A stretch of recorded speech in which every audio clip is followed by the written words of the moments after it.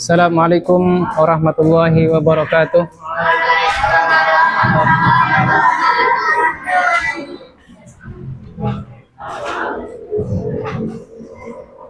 Alhamdulillahi ala ihsanihi wa syukru lahu ala taufiqi wa amtinanih. Asyhadu an la ilaha illallah wahdahu la syarikalah ta'ziman li sya'nihi wa asyhadu anna Muhammadan abduhu wa rasuluhu ad-da'i ila ridwanih. Salawatullah wa salamuhu alaihi wa ala alihi wa sahbihi wa ikhwanih. Amma ba'du. Allahumma la ilma lana illa ma 'allamtana innaka antal alimul hakim. Alimna ma yanfa'una wanfa'na bima 'allamtana wa zidna ilma.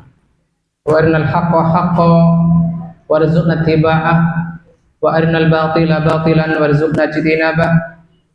Waj'alna mimman yastami'una al-qawla wa yattabi'una ahsanah. Allahumma amin. Jamaah Masjid Al-Qalam, Bapak Wali Santri dan Ibu semuanya, serta para asatidzah yang ikut serta dalam kajian ini, begitu pula dengan para santri dan santriwati rahimani wa rahimakumullah. Ada sebuah ayat Al-Quran yang cukup menarik untuk kita pelajari pada awal kajian kita sore hari ini, yaitu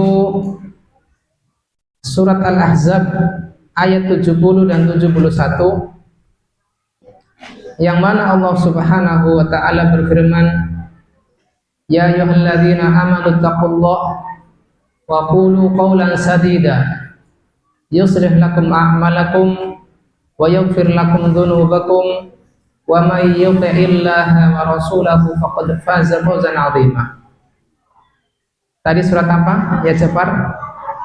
Al-Ahzab ayat 70 dan 71. Sampai dia 1000. Ayat nggak nyampe ribuan ya, dalam satu surat. Ya, kenapa Ruki? Nah, duduk. Judulnya adalah keistimewaan sunnah. Judul kajian kita adalah keistimewaan sunnah. Kalian cukup tulis poin-poinnya saja. Barangkali saya bicaranya agak cepat biar tidak membosankan untuk para bapak-bapak. Yang mana dalam ayat ini Al-Ahzab ayat 70 dan 71, Al-Imam Ibnu Katsir rahimahullah ta'ala menafsirkan kata qaulan sadida, itu ya ayyuhalladzina amanu taqullaha, wahai orang-orang yang beriman, bertakwalah kepada Allah. Wa qulu qawlan sadida, dan ucapkanlah oleh kalian ucapan yang lurus. Bukan syadida. Kalau syadida ucapan yang keras, tetapi yang diperintahkan oleh Allah Ta'ala dalam ayat ini adalah ucapan yang lurus, sadida, tanpa ada titik 3, sin muhmalah. Kalau sin ada 2, sin muhmalah dan sin mujma'ah. Kalau sin muhmalah adalah sin tanpa titik. Nah, artinya dari sadida adalah ucapan yang lurus. Adapun qaulan syadida dengan shin adalah ucapan yang keras, kasar dan seterusnya. Kata Imam Ibnu Katsir mengatakan ay mustaqiman la i'wajaja fihi wa la inhiraf. Ucapan yang lurus adalah ucapan yang istiqomah, tidak ada kebengkokan dan tidak pula penyimpangan. Wa wa'adahum annahum idza fa'alu dzalika annahum asabahum 'alaihi bi an yusliha lahum a'malahum. Dan Allah Subhanahu wa ta'ala menjanjikan bila mereka mengucapkan ucapan-ucapan yang lurus, ya, Allah Subhanahu wa ta'ala akan memberi pahala kepada mereka, mengganjar mereka. Bi an yusliha lahum a'malahum. Allah Subhanahu wa ta'ala akan memperbaiki amal-amal mereka. Maksudnya apa memperbaiki amalan di sini? Kata Imam Ibnu Katsir, yuwaffiquhum lil a'mali sholihah. Allah Ta'ala akan memberi taufik, memudahkan orang yang mengucapkan ucapan yang lurus dengan amal-amal yang soleh. Ketika kita agak kesusahan untuk beramal soleh, ingin rajin belajar susah, ingin rajin sholat berjamaah susah, ingin bangun malam susah, maka di antara caranya adalah apa? Ucapkanlah ucapan-ucapan yang lurus, bukan ucapan yang menyimpang. Ini ganjaran pertama. Yang kedua adalah wa an yaghfira lahum ad-dunuba al-madiyah. Allah Ta'ala akan mengampuni mereka dosa-dosa yang telah berlalu. Bahkan kata Imam Ibnu Katsir, wa ma qad yaqa'u minhum fil mustaqbal yulhihimut taubah minha. Bahkan Allah Subhanahu wa Ta'ala akan memberikan taufik berupa taubat dengan hal-hal yang mungkin terjadi dari dosa di waktu-waktu mendatang. Ini ganjaran atau balasan dari Allah Subhanahu wa Ta'ala ketika seorang hamba berusaha untuk berkata lurus, ya, berkata jujur, berkata yang benar, ya, tidak membiasakan kata-kata ejekan dan lain sebagainya. Dan di antara hal yang membuat seseorang kata-katanya adalah benar, kata-katanya lurus, adalah dia sesuai dengan sunnah, ya, sesuai dengan sunnah. Tidak mungkin seseorang itu berkata lurus bila menyelisihi sunnah Nabi Shallallahu Alaihi Wasallam. Nah, inilah yang akan kita bahas pada sore hari kali ini. Lalu apa yang dimaksud sunnah ya jemaah? Ada yang bisa menjawab dari kalangan santri? Apa yang dimaksud dengan sunnah? Ya, iya.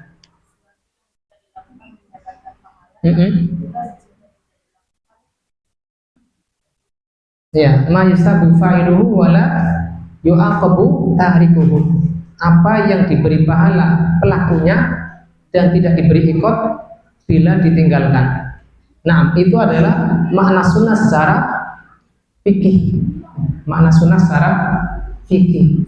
Tetapi yang kita maksudkan, yang kita inginkan bukan itu. Makna sunnah secara pengertian ahli hadis dan bahkan usul fikih. Nah, yang akan kita bahas sore ini adalah makna sunnah menurut terminologi ahli hadis. Yang mana makna sunnah secara bahasa adalah as-sirah wa thariqah. Sirah dan thariqah artinya adalah jalan atau cara hidup. Anda ambilkan penukilan materi kita ini adalah dari judul kitab Wa ma yantiqu 'anil hawa fusulun fi makanati sunnah an-nabawiyah wa hujjiyatuha wa daf'u syubhati at-ta'inina fiha. Oh, ternyata ditulis oleh kelompok para penulis, ya. Ihdad Markas Ihsani li Dirasati Sunnah an-Nabawiyah. Jadi tidak disebutkan secara rinci penulisnya di kitab ini.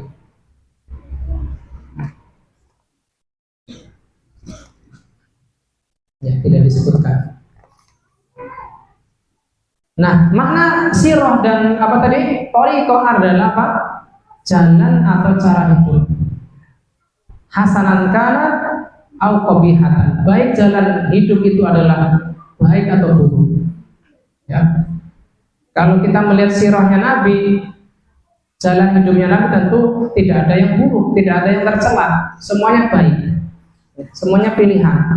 Tetapi kalau kita melihat sirahnya, misalkan Pak Hitler misalkan, siapa lagi, Mussolini misalkan, kenal nggak apa tokoh itu? Siapa? Mustafa Kamal Ataturk misalkan. Tentunya itu sirahnya sirah tentang hal-hal yang menyimpang. Sehingga perlu kita pilih lagi apa yang dimaksud dengan sirah atau thariqah di sini. Dan Yang dimaksud dengan sunnah secara istilah, kalau tadi secara bahasa kan masih mencakup hal yang baik maupun hal yang buruk. Adapun sunnah secara istilah adalah aqwalun Nabi sallallahu alaihi wasallam wa af'aluhu wa taqriruhu wa taqriratuhu wa sifatuhu al-khilqiyah wal khuluqiyah. Sunnah secara istilah adalah ucapan Nabi sallallahu alaihi wasallam. Ini pertama. Ucapan Nabi. Lalu perbuatan Nabi. Ucapan sudah. Kemudian apa? Perbuatan Nabi sallallahu alaihi wasallam. Yang nomor 3, takriratuhu, persetujuan Nabi. Persetujuan itu gimana? Nanti akan kita contohkan. Ini keberapa? Ketiga. Yang keempat, sifat-sifat Nabi. Nah, sifat-sifat Nabi ini terbagi menjadi 2. Sifat fisik atau jasmani, dan yang kedua sifat akhlak. Jadi ada berapa tadi? Ada 4. Pertama ucapan Nabi, yang kedua perbuatan Nabi, yang ketiga persetujuan Nabi atau takrirat, yang keempat sifat-sifat Nabi. Sifat Nabi ini masih terbagi lagi menjadi 2. Yang pertama apa? Sifat khilqiyah, yaitu sifat jasmani. Rambutnya seperti apa, tinggi badannya seperti apa, warna kulitnya seperti apa, dan seterusnya. Bagaimana tata cara tidurnya, ngorok atau tidak. Dan yang kedua apa? Sifat akhlak, sifat khuluqiyah, sifat akhlak. Yang mana ini 4-4-nya adalah sekaligus menjadi pembagian dari sunnah.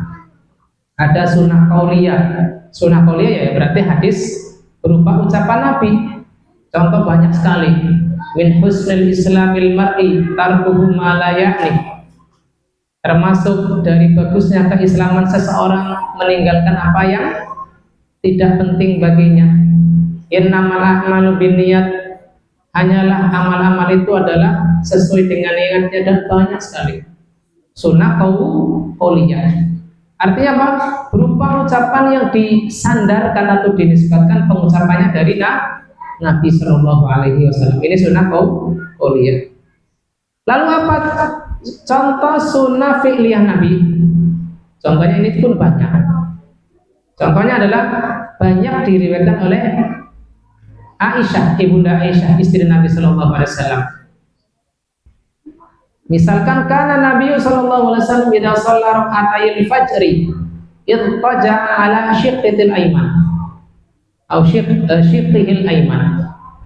Perhatikan agar kita paham. Adalah Nabi bila selesai sholat 2 rakaat sebelum subuh, alias sholat sunnah qabliyah subuh, beliau berbaring pada sisi beliau yang kanan, pada rusuk beliau yang kanan. Ini apa?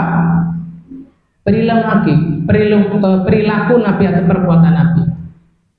Nah, ketika menunggu iqamah, apakah ini sunnah ataukah bukan? Maka ini perlu ditelaah.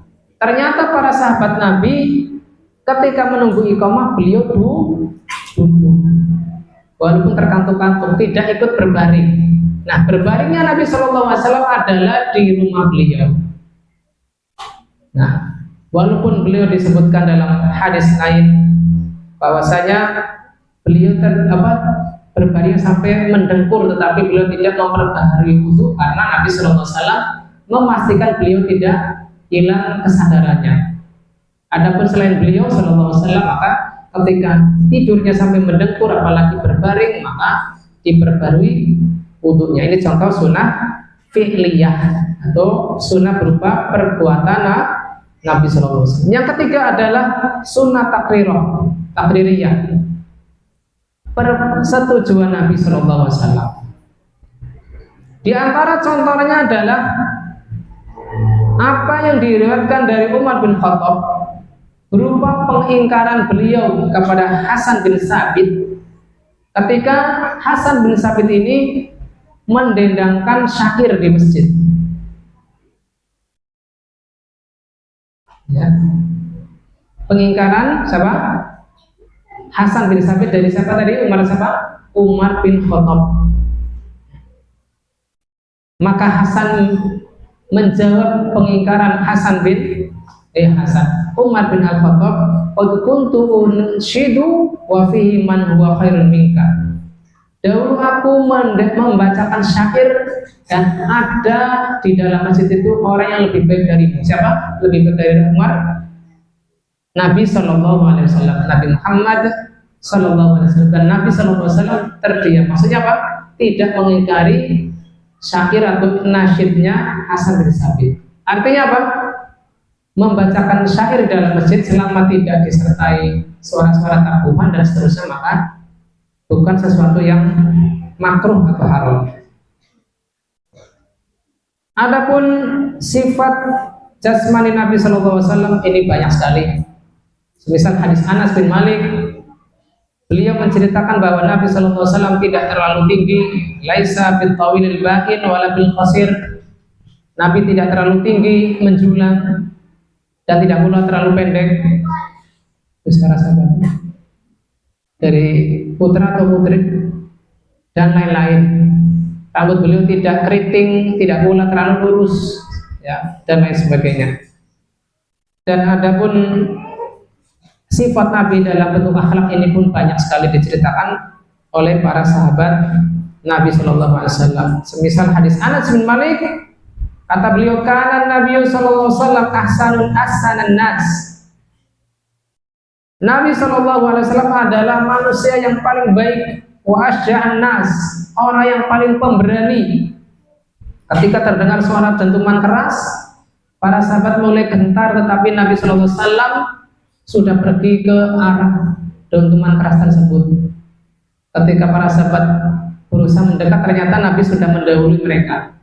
Ini bentuk bukti bahwa Nabi adalah orang yang secara akhlak, secara perilaku adalah orang yang paling berani. Wa ajwadan nas, dan orang yang paling dermawan.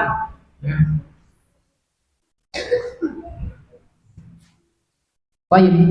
Maka dari sini ketika kita berusaha mempelajari sunnah Nabi agar ucapan kita lurus, maka di sana terdapat beberapa keutamaan sunnah, keistimewaan sunnah Nabi Shallallahu Alaihi Wasallam. Di antara keistimewaan sunnah yang pertama adalah bahwa sunnah termasuk wahyu dari Allah Subhanahu Wa Taala. Barangkali di sana ada orang yang sekilas memahami bahwasanya wahyu itu hanya sebatas lafal Al-Quran, ya. Maka ketika kita mempelajari bagaimana mustalah hadis Nabi Shallallahu Alaihi Wasallam, para ulama menjelaskan bahwasanya sunnah termasuk wahyu dari Allah Subhanahu Wa Taala. Beberapa hal yang membuktikan hal tersebut bisa antum catat, yaitu di surat An-Najm ayat 3-4, di mana Allah Ta'ala berfirman, wa ma yantiqu 'anil hawa in huwa illa wahyun yuha. Dan apa yang diucapkan itu bukan berasal dari hawa nafsunya. In huwa illa wahyun yuha. Tidaklah apa yang beliau ucapkan melainkan wahyu yang diwahyukan kepada beliau. Abu Hayyan mengatakan, dalla hada ala anna sunnata anzalahallahu ala rasulih. Ayat ini menjelaskan atau menunjukkan bahwa sunnah adalah termasuk yang Allah Subhanahu Wa Taala turunkan atau yang Allah Taala wahyukan melalui Jibril alaihi salam kepada Rasulullah Sallallahu Alaihi Wasallam. Begitu pula kata At-Tufi rahimahullah ta'ala, yuhtaju bihi ala annahu sallallahu alaihi wasallam kana yahkumu bil ijtihadi la yahkumu bil ijtihadi bal bil wahyi. Diambil hujjah dari ayat ini bahwasanya Nabi Shallallahu Alaihi Wasallam tidaklah berhukum dengan semata-mata ijtihad beliau, melainkan berhukum dengan wahyu dari Allah Subhanahu wa Ta'ala.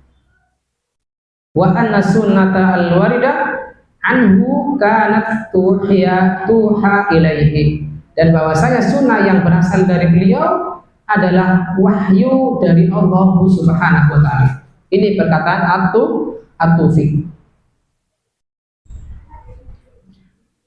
Kemudian juga dikatakan oleh Hasan bin Atiyah, salah satu imam tabi'in rahimahullah ta'ala, kana Jibril alaihi salam yanzilu ala Rasulillah sallallahu alaihi wasallam bis sunnah kama yanzilu alaihi bil Quran.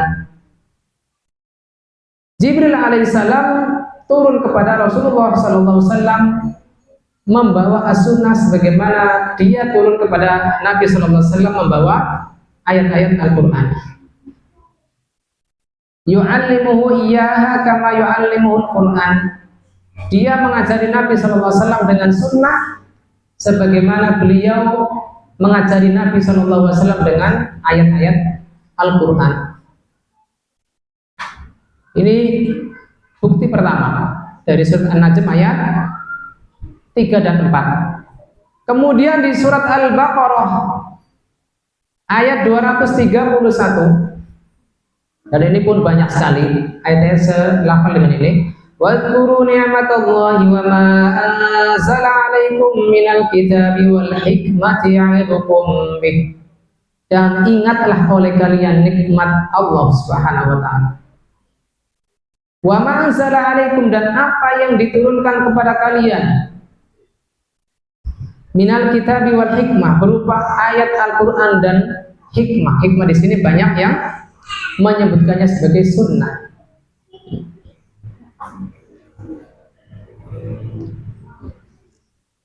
Ini keistimewaan pertama. Keistimewaan kedua, atau mungkin tadi disebutkan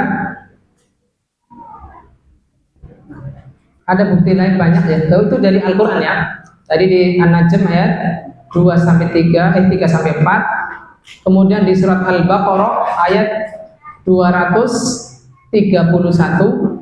Adapun dari hadis Nabi sallallahu alaihi wasallam, di antaranya adalah hadis riwayat Asma binti Abu Bakar.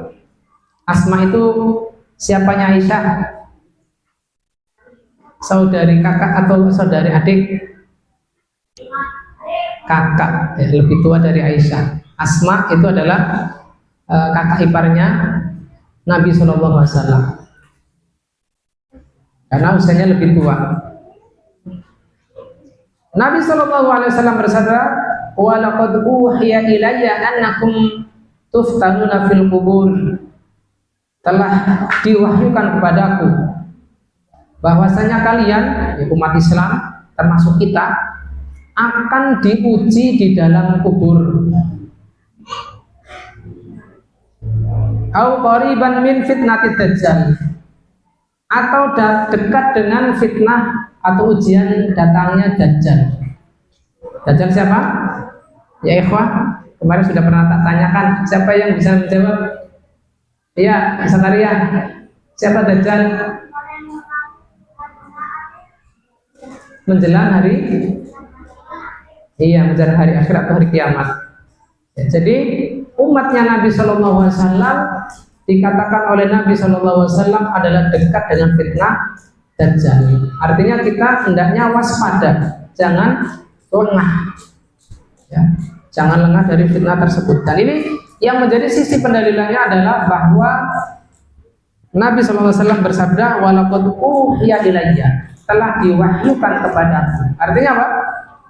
Isi berita ini tidak disebutkan secara jelas bahwasanya itu adalah ayat Al-Quran, tetapi sabda beliau Shallallahu Alaihi Wasallam.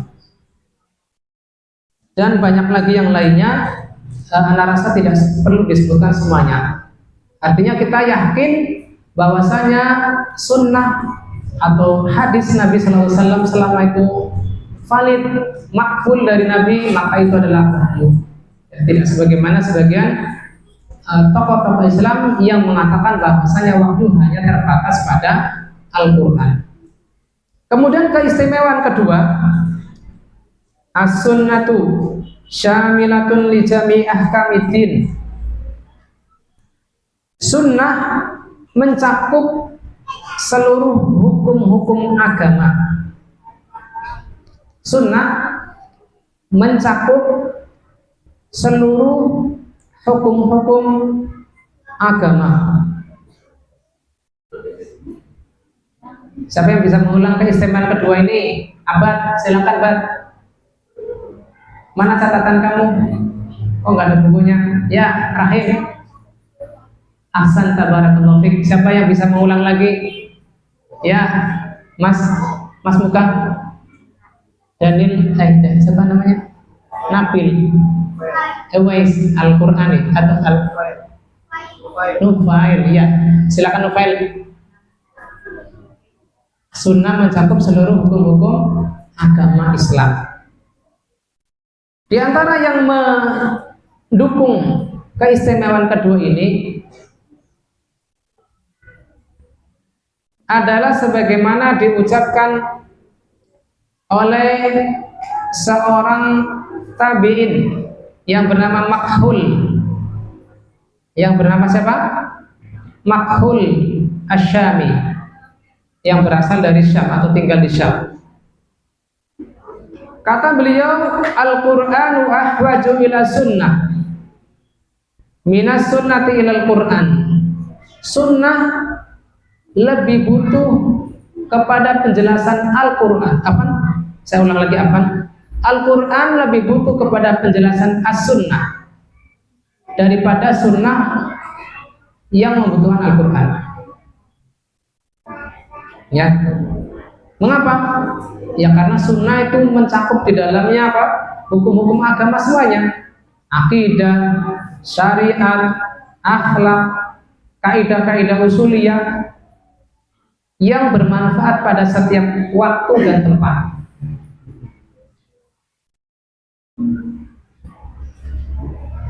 Sebagaimana ucapan Salman Al-Farisi ketika ditanya atau diajak bicara oleh seorang Yahudi, apa? Fata'allamakum nabiyyukum kulla syai'in hatta al-qira'ah. Apakah nabi kalian mengajari kalian segala hal sampai masalah cebok, masalah buang air qira'ah? Maka kata Salman Al-Farisi, ajal, tentu enggak masalah. Lalu beliau memberikan contoh, nahana apa?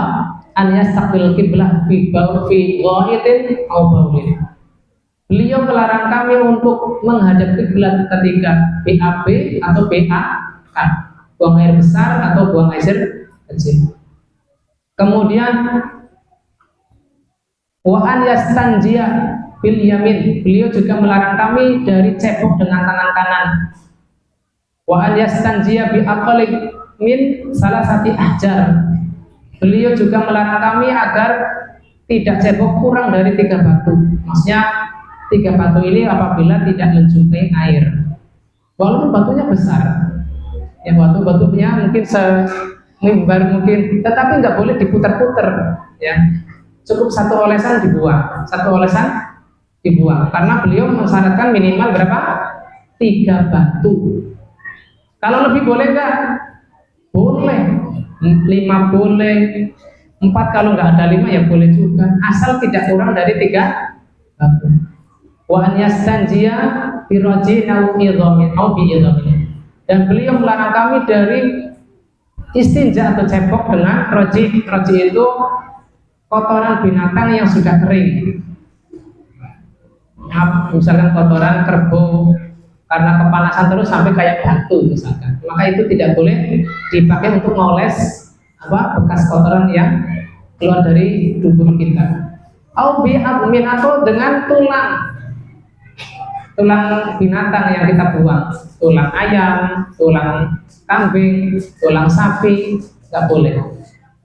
Di antara hikmahnya adalah dijelaskan dalam hadis yang lain, kalau kotoran binatang kita adalah makanannya binatang dari kalangan jin. Adapun tulang dari makanan kita, bila kita buang dengan baca bismillah, maka menurut bangsa jin itu ada apa? Keluar lagi dagingnya, sehingga itu pun menjadi konsumsinya bangsa jin dari kalangan muslim. Maka mafhum aulanya kita pun dilarang istinja atau cebok dengan makanan kita. Makanan yang jin saja tidak boleh dipakai untuk cebok, apalagi makanannya manusia, misal roti dan lain sebagainya. Ini bukti kalau sunnah adalah mencakup seluruh hukum agama. Ketika ada seorang Yahudi kalau tidak salah yang bicara kepada Salman, qad 'allamakum nabiyyukum kulla syai'in hatta al-qira'ah. Apakah nabi kalian mengajarkan segala sesuatu sampai yang remeh-temeh ibaratnya betul. Sampai masalah cekok aja diajarin? Kata Salman, ajal. Ya. Sehingga segala hal yang datang dari sunnah Nabi Sallallahu Alaihi Wasallam adalah mencakup segala hal. Ya. Baik disebutkan secara rinci ataukah secara global.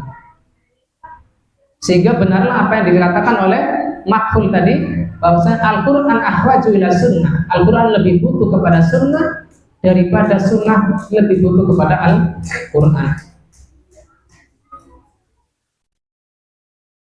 Ada seorang laki-laki datang kepada Abdullah bin Umar. Lalu laki-laki tersebut bilang, inna najidu salatul hadar wa salatul khauf fil Quran. Kami dapati bahwasanya salat orang yang mukim dan salat dalam keadaan takut itu terdapat dalam Quran.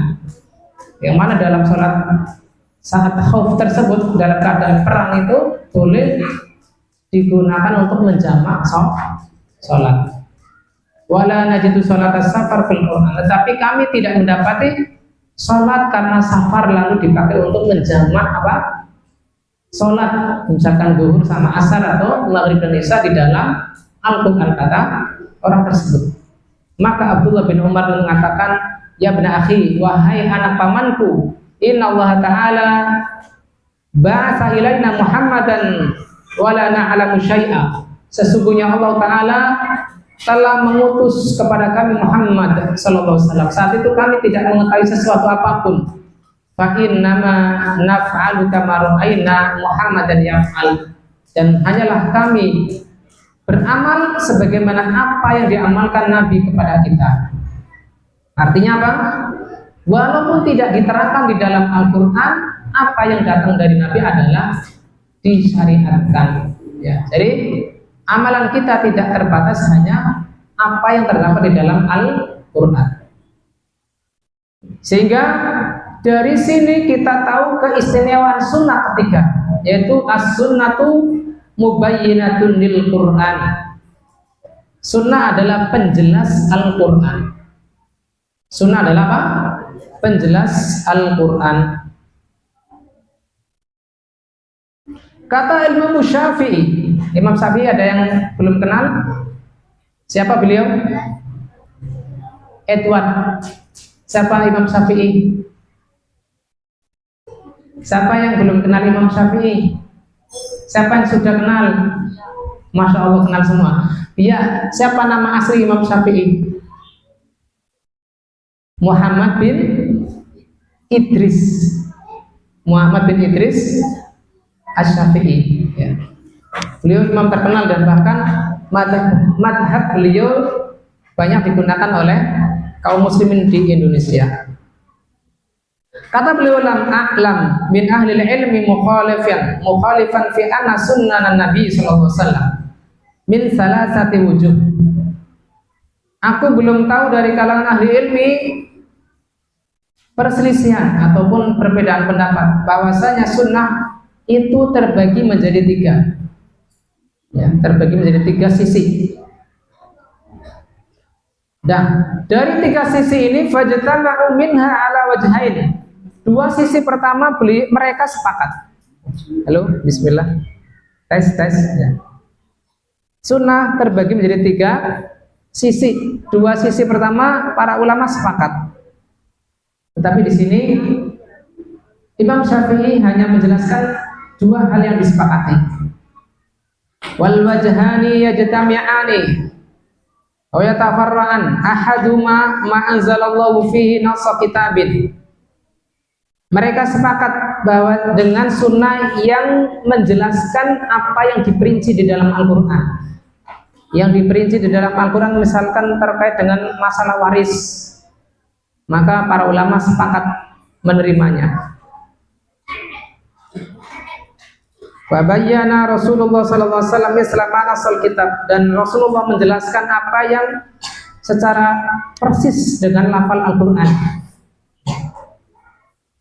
Misalkan wajibnya sholat, Rasulullah pun mewajibkan sholat. Wajibnya zakat, beliau pun mewajibkan zakat. Wal akharu mimma anzalallahu fihi jumlata kitabin fabayyana anillahi makna ma arada. Dan yang kedua adalah apa yang Allah Ta'ala turunkan secara global, secara tidak terperinci. Lalu Nabi Shallallahu Alaihi Wasallam menjelaskan makna yang dimaksud, makna yang diinginkan. Ini pun mereka sepakat. Semisal di dalam Al-Quran Allah Ta'ala tidak memperinci sholat 5 waktu itu kapan saja waktunya, jumlah rakaatnya, untuk maghrib berapa, isya berapa, subuh berapa, zuhur berapa, asar berapa. Ini pun para ulama sepakat. Adapun yang diperselisihkan adalah ketika Nabi SAW menjelaskan apa yang tidak disebutkan secara terperinci maupun secara global, ya. Tetapi yang kuat adalah kita wajib menerimanya juga, ya. Dalilnya adalah wa ma ataakumur rasulu fakhudhuhu wa ma nahakum anhu fantahu. Apa yang datang dari Nabi sallallahu alaihi wasallam fakhudhu, maka ambillah, terimalah. Dan apa yang dilarang dari Nabi sallallahu alaihi wasallam kepada kalian, maka jauhilah. Kemudian keistimewaan keempat, as-sunnatu mahfudhatun minadh-dhiya. Sunnah terjaga dari penyelewengan atau penyimpangan. Sunnah Nabi SAW terjaga dari penyimpangan. Ini keistimewaan keberapa? Keempat, ya. Dan ini pun sudah diisyaratkan secara umum di dalam surat Al-Hijr. Surat Al-Hijr ayat 9. Inna nahnu nazzalna dzikra wa inna lahu lahafidhun. Sesungguhnya kamilah yang menurunkan Al-Qur'an, wa inna lahu lahafidhun, dan kewajiban kami pula yang menjaganya. Tentunya Allah Subhanahu wa Ta'ala tidak semata-mata menjaga lafaz atau secara bahasa Al-Quran saja, tetapi juga makna Al-Quran. Kalau yang secara lafaz adalah sebagaimana yang kita lihat dari ini, 114 surat, 30 juz, dari juz 1 sampai juz 30, itu secara lafaz saja. Tetapi yang Allah Ta'ala jaga bukan hanya lafaznya saja, tetapi juga makna Al-Quran. Bagaimana cara mengamalkan Al-Quran adalah butuh kepada sunnah. Sehingga sunnah pun Allah Subhanahu wa Ta'ala jaga, ya. Kata As'ad Rustum, kata beliau, awwalu man nazzama riwayat at-tarikhiyah wa wadha al-qawaida lidzalika ulamauddin al-islami. Yang pertama kali menyusun periwayatan, artinya periwayatan itu ketika seseorang menerima berita itu harus disebutkan siapa penyampainya. Ketika disampaikan penyampainya, siapa yang menyampaikan dari atasnya lagi sampai kepada pengucap pertama. Kata As'ad Rustum adalah ulama Islam. Fa innahum idturu idtiraran ila li'tina'an ila al-i'tina bi aqwalin Nabi sallallahu alaihi wasallam wa af'alihi. Hal ini darurat atau sangat dibutuhkan oleh mereka demi menjaga ucapan dan perbuatan Nabi sallallahu alaihi wasallam. Ya, kalau tidak disebutkan itu, laqala man sya'a ma sya'a. Siapapun akan bebas berpendapat, ya, padahal itu tidak ada sandarannya dari Nabi Shallallahu Alaihi Wasallam. Laulal isnad laqala man sya'a ma sya'a. Seandainya tanpa sanad, tanpa periwayatan, maka siapapun boleh mengomentari agama Islam. Tetapi di dalam keistimewaan sunnah adalah orang-orang yang terpercaya lah yang hanya berhak untuk meriwayatkan hadis Nabi Shallallahu Alaihi Wasallam. Li fahmil Qur'ani wa tauzi'il adl, untuk memahami Al-Quran dan menegakkan kebenaran. Fa'an barau li jam'il ahadis, maka mereka pun semangat untuk mengumpulkan hadis. Wa darsiha wa tadqiqiha, meneliti dan menyeleksinya. Fa'athafu ilmu tarikh, mereka mempersembahkan ilmu tarikh bikawadil la tazalu fi ususiha, ya, dengan kaidah-kaidah yang senantiasa dijaga di atas pondasinya. Sehingga kita lihat sehari ini keaslian hadis Nabi Shallallahu Alaihi Wasallam, ya Wais, bisa kita lihat hari ini. Sebagaimana kita melihat keaslian Al-Quran, tidak sebagaimana kitab-kitab umat-umat terdahulu dari apa? Taurat, Injil, apalagi Zabur. Coba Taurat diturunkan kepada umatnya Nabi siapa? Taurat diturunkan kepada umatnya Nabi siapa? Musa alaihissalam. Kalau ini Injil diturunkan kepada umatnya Nabi Isa atau kepada Nabi Isa. Zabur kepada Nabi Dawud, ya, alaihissalam. Duluan mana antara Dawud dan Musa? Duluan Musa alaihissalam. Ya. Ini keutamaan sunnah keempat. Yang kelima, as-sunnatu min asbabil ijtima' wal ikhtilaf. Sunnah adalah termasuk sebab-sebab persatuan umat. Sunnah termasuk apa? Sebab-sebab terjadinya persatuan umat.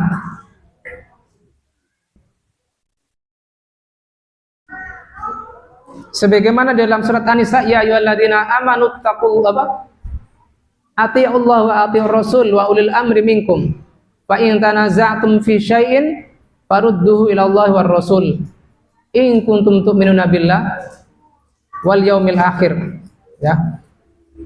Fa in tanaza'tum fi syai'in farudduhu ila Allahi war rasul, ya.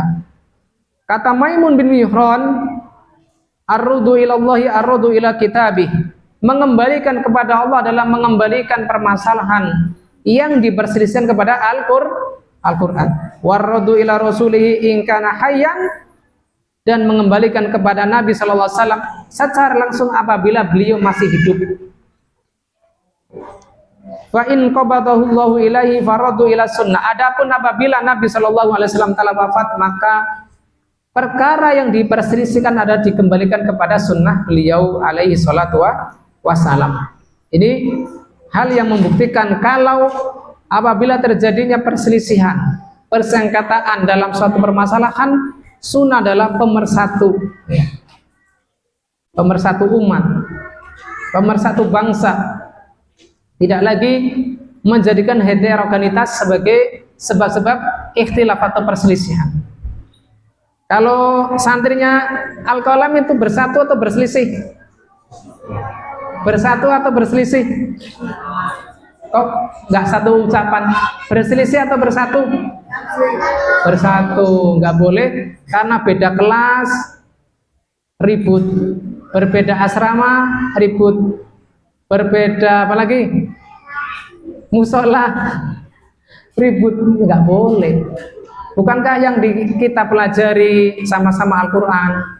Bukankah Nabi kita sama-sama Nabi Muhammad? Bukankah kiblat kita sama, yaitu Baitullah Al-Haram?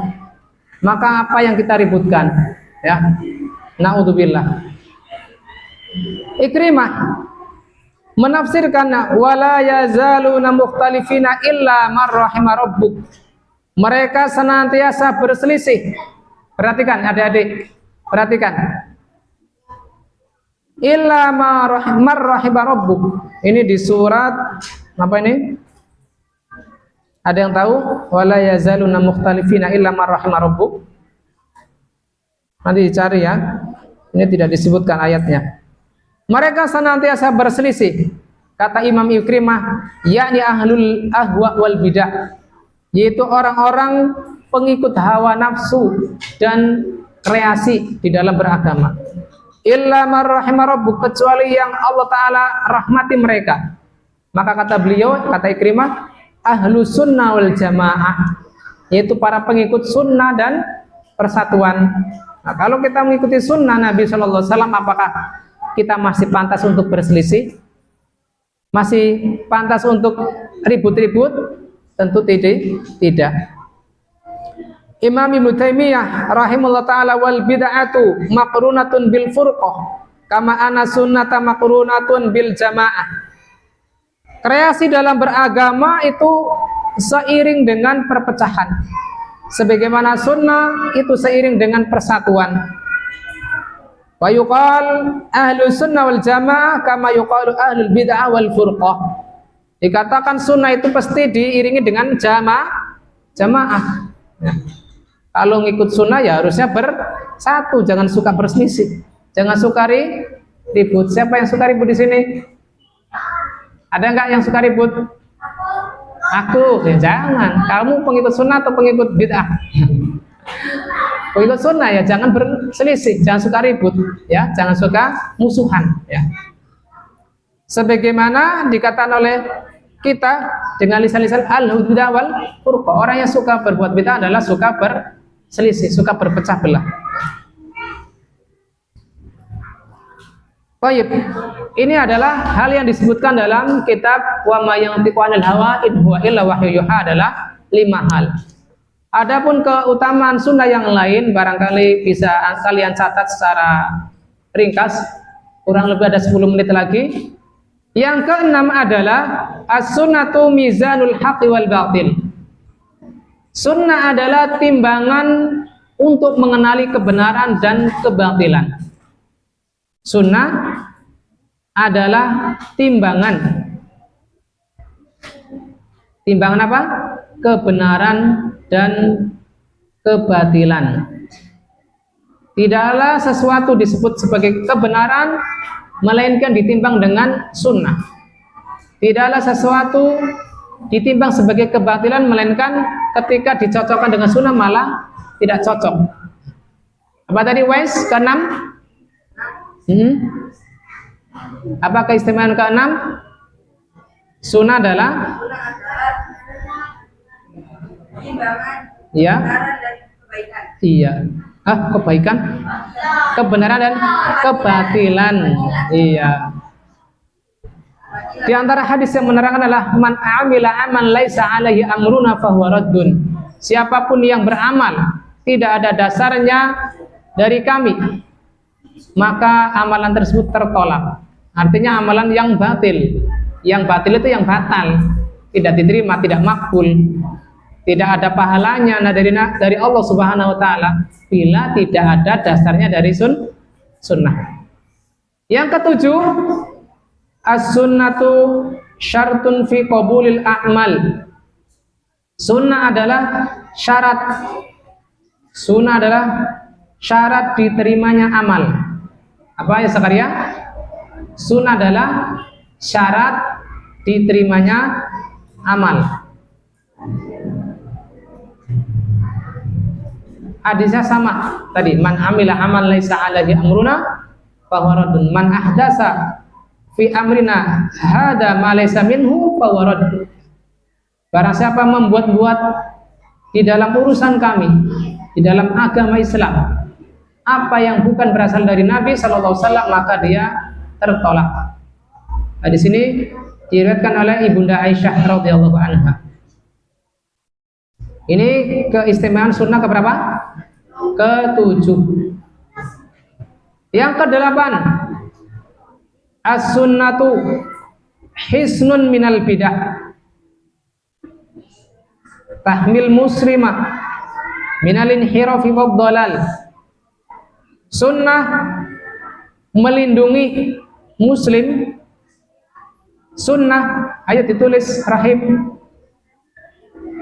sunnah melindungi muslim dari penyimpangan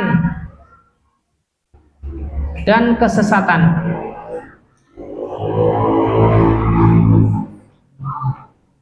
Di antaranya kesesatan adalah perselisihan, ikhtilafan katsira. Karena orang yang mendapatkan petunjuk pasti apa? Bersatu dalam kebenaran. Nabi SAW bersabda, "Alaikum bisunnati." Wajib bagi kalian berpegang teguh dengan sunnahku, wa sunnatil khulafa'ir rasyidin al-mahdiyyin min ba'di, dan berpegang kepada sunnah khulafa' rasyidin setelahku yang mendapatkan petunjuk. Aqdu 'alaiha bin nawajid, gigitlah dia dengan gigi geram kalian. Artinya gigitlah dengan gigi geram adalah bila tangan kita sudah gemeteran, nggak mampu megang sunnah. Karena pegang sunnah itu penuh dengan cobaan, butuh keistimewahan, butuh ketahanan ketika orang lain mencibir kita. Maka minimal adalah sampai digigit dengan gigi geram kita. Ya. Man ya'ish minkum ba'di fasayara ikhtilafan katsira. Ini yang menjadi solusi ketika ada perselisihan yang banyak. Kemudian yang ke-9, as-sunnatu masdarut tuma'ninah wal amni. Ya. Sunnah adalah sumber ketenangan. Sumber ketenangan. Sunnah adalah sumber ketenangan dan keamanan. Sunnah adalah sumber ketenangan dan keamanan. Nabi SAW bersabda, "Taraktu fikum ma in tamassaktum bih lan tadhillu ba'di." Aku tinggalkan kepada kalian, bila kalian berpegang teguh dengannya, kalian tidak akan tersesat. Di sini lan tadhillu, tidak akan. Beliau nafikan sekarang maupun yang akan datang, yaitu kitabullah wa sunnati, yaitu Al-Quran dan sunnah Nabi Sallallahu Alaihi Wasallam. Dan yang terakhir adalah as-sunnah dalilu mahabbatin Nabi Sallallahu Alaihi Wasallam. Sunnah, ya, apabila kita pegang kepada sunnah, adalah bukti kecintaan kita kepada Nabi Sallallahu Alaihi Wasallam. Tidaklah seseorang mengaku Nabi bila dia belum komitmen dengan sunnah, maka kecintaannya belum terbukti. Kecintaannya kepada Nabi Shallallahu Alaihi Wasallam baru terbukti bila dia mulai komitmen untuk mempelajari sunnah, mulai memahaminya, berusaha mengamalkannya, berusaha istiqomah di atasnya, dan berusaha untuk mengajarkannya atau mendakwahkannya.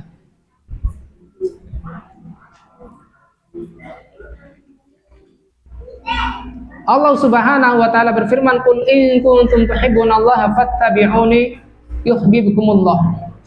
Katakanlah, bila kalian benar mencintai Allah, maka ikutilah aku, ikuti Nabi sallallahu alaihi wasallam. Yuhibbukumullah. Maka Allah taala pun akan mencintai kalian. Sehingga wong cinta kepada Allah saja butuh ittiba kepada Nabi, apalagi mencintai Nabi sallallahu alaihi wasallam tentu lebih butuh kepada mengikuti sunnah Nabi Shallallahu Alaihi Wasallam, ya. Sehingga sunnah itu bukan tren, ya, para bapak-bapak dan ibu-ibu yang hadir, bahwasanya sunnah itu bukan tren. Trennya kalau masuk Al-Qalam pakai cadar, tapi kalau liburan pakai legging lagi. Ada yang seperti itu? Ada, ya, berarti itu baru tren. Padahal sunnah itu adalah pedoman hidup. Sunnah itu adalah pedoman hidup. Antum dan antuna baik dikala ketemu sama asatidzah Al-Qalam ataukah tidak, maka jadikan sunnah Nabi Shallallahu Alaihi Wasallam sebagai pedoman hidup kita. Baik dikala dekat dengan pondok pesantren yang kita cintai, ataukah ketika di rumah, ataukah ketika safar, jadikan sunnah sebagai pedoman hidup kita. Wallahu ta'ala a'lam bisawab, billahi taufiq wal hidayah, walakum minkum. Ada mau bertanya sebelum saya tutup? Ana kasih kesempatan. Ya, silakan.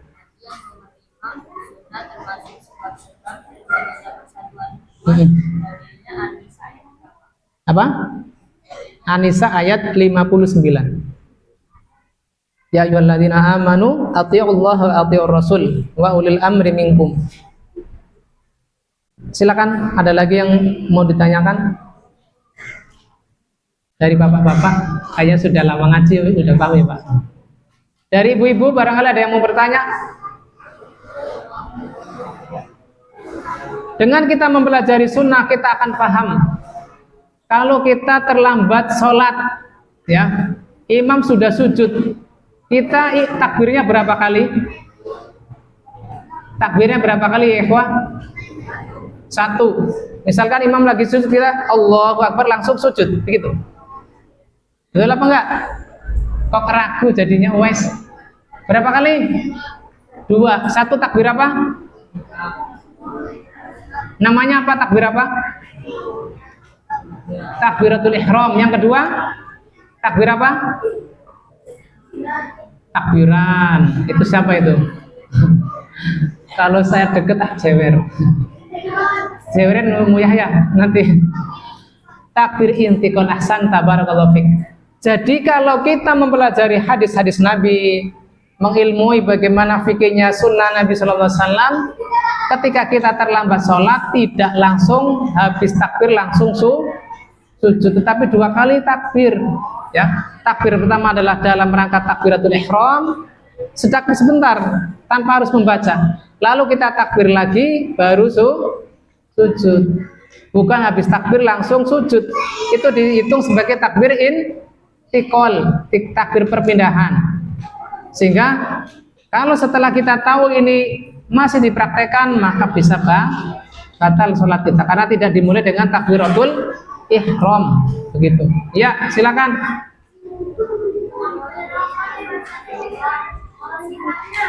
Apa ulangi?